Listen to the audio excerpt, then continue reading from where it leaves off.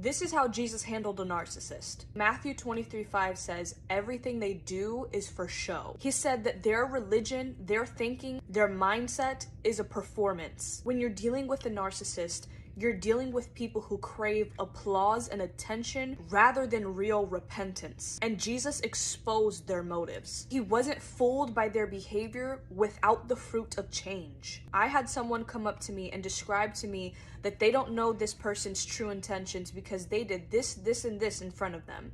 And I told them, these things might be true, but their fruits will tell you the truth. People can act a certain way, but if their actions aren't backed up by a true heart posture of change, we also shouldn't be fooled by that either. Narcissists thrive on image. We have to be willing to confront the truth behind the mask. Matthew 23:27 says, you are like whitewashed tombs, beautiful on the outside, but inside full of dead man's bones. Narcissists think that they're untouchable, but Jesus said otherwise. When Jesus was met with abusers, he did not coddle them, he confronted them. Actually, his harshest words were for abusers. Jesus didn't speak this way to the broken or even to the humble, only to those who abused power, spirituality, and people. When Jesus spoke, his words weren't cruel. They were protective and they were justice. Narcissistic people love attention, control, being right, winning arguments, but Jesus never fed into any of that. When people tried to trap him, twist his words, or even argue, he walked away. You are not obligated to convince, prove, or even argue with people who are committed to misunderstanding you.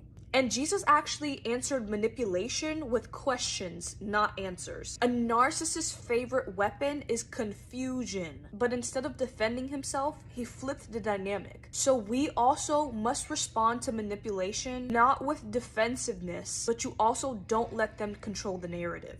Narcissists hate accountability, and Jesus delivered the truth with clarity and authority. He named their behaviors without becoming petty or bitter. You can set boundaries and call out dysfunction without losing your character. I've been there before, girl. But Jesus had to set hard boundaries with toxic people because narcissists demand unlimited access. But Jesus did not give in. In fact, he withdrew often. He even avoided certain towns and people. He protected himself and his peace without constant confrontation. We can do the same thing. Jesus loved everyone, but he did not tolerate manipulation, ego, and even emotional control. He set boundaries and spoke the truth. He asked questions and stayed silent in certain moments. He even walked away when necessary. This is how we handle narcissism